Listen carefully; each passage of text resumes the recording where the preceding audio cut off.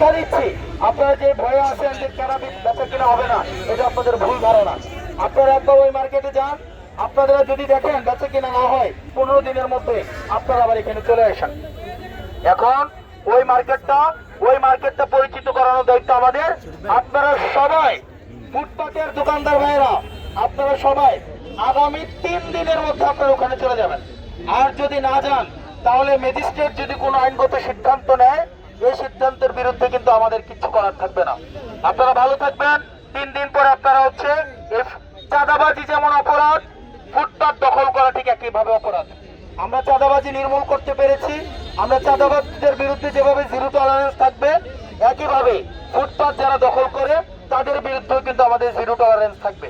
আমরা চাই আপনারা সকল ফুটপাত দখলকৃত ভাইদেরকে দৃষ্টি আকর্ষণ করে বলছি,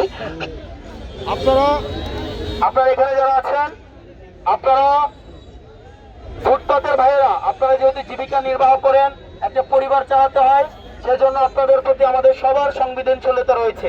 আপনারা আমাদের ভাই, আপনারা 3 দিনের মধ্যে আপনারা জেলা পরিষদের মার্কেটে চলে যাবেন। আসসালামু আলাইকুম ওয়া রাহমাতুল্লাহি ওয়া বারাকাতুহু।